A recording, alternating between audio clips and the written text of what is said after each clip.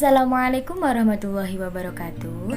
Bagaimana kabar kalian hari ini? Semoga semua dalam keadaan sehat ya. Amin. Baik, sebelum kita memulai pembelajaran pada kali ini, mari kita buka dengan berdoa terlebih dahulu. Berdoa dipersilahkan. Amin. Berdoa selesai. Baik, pada kesempatan kali ini kita akan membahas materi mengenai Al-Quran dan Al-Hadis sebagai pedoman hidupku. Dengan pembelajaran ini, siswa diharapkan mampu menjelaskan pengertian dan fungsi Al-Quran, menjelaskan pengertian dan fungsi hadis, membedakan fungsi Al-Quran dan hadis, menjelaskan cara memfungsikan Al-Quran dan hadis dalam kehidupan. Pengertian Al-Quran. Menurut Quraisy Shihab, kata Al-Quran berasal dari kata kerja qoro'a yang berarti membaca, dan kata dasarnya adalah Quran yang berarti bacaan. Huruf alif pada kata Quran mengandung arti kesempurnaan. Dengan demikian, Al-Quran adalah bacaan yang sempurna. Tidak hanya sempurna akan kandungannya, namun juga redaksinya, serta petunjuknya. Al-Quran dengan makna bacaan dinyatakan oleh Allah Subhanahu wa Ta'ala dalam beberapa ayat, antara lain di dalam Al-Baqarah ayat 185. Bismillahirrahmanirrahim. Syahrul Ramadhan alladzi unzila fihil Qur'anu hudal linnasi wa bayyinatin minal huda wal furqan.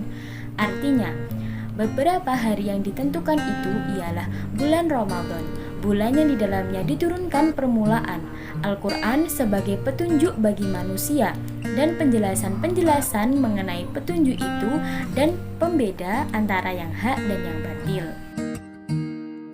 Kemudian, secara istilah, para ulama memberikan pengertian bahwa Al-Quran adalah kalamullah yang menjadi mukjizat yang diturunkan ke dalam hati Nabi Muhammad SAW. Diriwayatkan kepada kita secara mutawatir dan membacanya dinilai sebagai ibadah.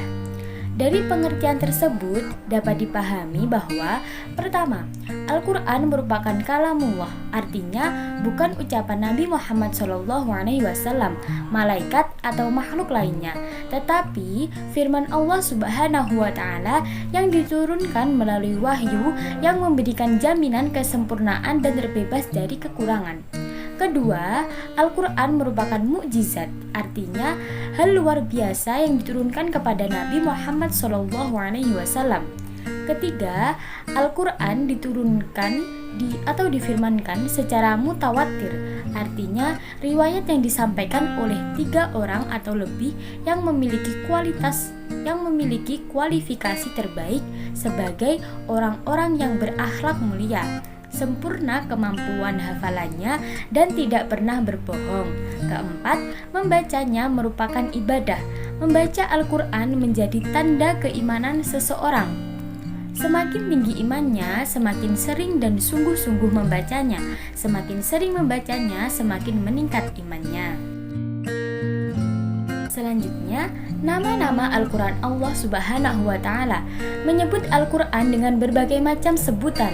Di dalam Al-Quran banyak kita temukan sebutan itu. Di antaranya adalah Alkitab atau Kitab Allah. Dapat kita temukan dalam Quran surat Al-Baqarah ayat 2. Bismillahirrahmanirrahim. Dzalikal kitabu la raiba fihi hudal lil muttaqin. Artinya, kitab Al-Quran ini tidak ada keraguan padanya, petunjuk bagi mereka yang bertakwa. Allah Subhanahu wa Ta'ala juga menyebutkan Al-Quran dengan Al-Furqan. Sebutan ini dapat kita temukan di dalam Quran surat Al-Furqan ayat 1. Bismillahirrahmanirrahim.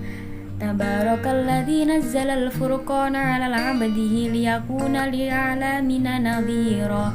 Artinya, Maha suci Allah yang telah menurunkan Al-Furqan, Al-Quran kepada hambanya agar dia menjadi pemberi peringatan kepada seluruh alam. Kemudian selanjutnya ialah pengertian hadis. Secara bahasa, hadis artinya baru, tidak lama, ucapan, pembicaraan, cerita. Menurut para ulama, hadis merupakan sinonim dari sunnah, yaitu setiap sesuatu yang diriwayatkan atau dinisbahkan kepada diri Rasulullah SAW, baik berupa perkataan, perbuatan, dan penetapan sifat atau perjalanan Nabi, baik sebelum atau sesudah diutus menjadi Rasul. Yang pertama ialah perkataan. Yang dimaksud dengan perkataan adalah segala perkataan yang pernah diucapkan oleh Nabi Muhammad SAW dalam berbagai bidang, seperti bidang syariah, akhlak, akidah, pendidikan, dan sebagainya. Yang kedua, perbuatan. Perbuatan adalah penjelasan-penjelasan praktis Nabi Muhammad SAW terhadap peraturan-peraturan syara yang belum jelas teknis pelaksanaannya, seperti halnya jumlah rakaat, cara mengerjakan haji, cara zakat, dan lain-lain. Perbuatan Nabi yang merupakan penjelasan tersebut haruslah diikuti dan dipertegas dengan sebuah sabdanya. Yang ketiga, takrir. Takrir adalah keadaan beliau yang mendiamkan atau tidak mengadakan sanggahan dan reaksi terhadap tindakan atau perilaku para sahabatnya, serta menyetujui apa yang dilakukan oleh para sahabatnya itu. Yang keempat, sifat, keadaan, dan himmah keinginan Rasulullah. Sifat-sifat dan keadaan himmah Nabi Muhammad SAW adalah merupakan komponen hadis yang meliputi sifat-sifat Nabi yang digambarkan dan dituliskan oleh para sahabatnya dan para ahli sejarah, baik mengenai sifat jasmani ataupun moral atau akhlaknya. Yang kedua, silsilah atau nasab, nama-nama dan tahun kelahirannya yang ditetapkan oleh para sejarawan.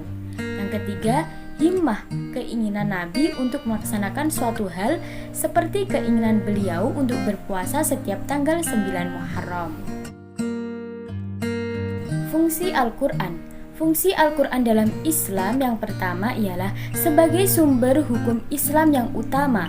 Yang kedua, sebagai konfirmasi dan informasi terhadap hal-hal yang tidak dapat diketahui oleh akal. Yang ketiga, sebagai petunjuk hidup manusia ke jalan yang lurus tentang berbagai hal. Di dalam Al-Quran ada 3 fungsinya sebagai petunjuk. Al-Quran menjadi petunjuk bagi manusia secara umum, petunjuk bagi orang-orang yang bertakwa, dan petunjuk bagi orang-orang yang beriman. Jadi, Al-Quran tidak hanya menjadi petunjuk bagi umat Islam saja, tapi bagi manusia secara umum. Kandungan Al-Quran memang ada yang bersifat universal, seperti yang berkaitan dengan ilmu pengetahuan, dan itu bisa menjadi petunjuk bagi semua orang, tidak hanya orang yang beriman Islam dan bertakwa saja. Yang keempat, sebagai pengontrol dan pengoreksi terhadap ajaran-ajaran masa lalu, yaitu seperti kitab Injil, Zabur, dan Taurat. Al-Quran Al-Karim adalah kitab terakhir yang diturunkan oleh Allah. Al-Quran menghapus kitab Taurat, Zabur, Injil, dan seluruh kitab yang diturunkan sebelumnya. Al-Quran adalah sebagai hakim atau standar untuk menentukan benar tidaknya ayat-ayat yang diturunkan dalam kitab-kitab sebelumnya.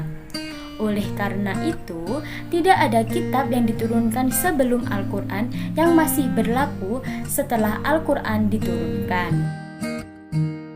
Kemudian, bagi kehidupan manusia, Allah Subhanahu wa Ta'ala menciptakan manusia di muka bumi dijadikan sebagai khalifah, pemimpin, pengatur, agar manusia dapat melaksanakan misi tersebut dengan baik.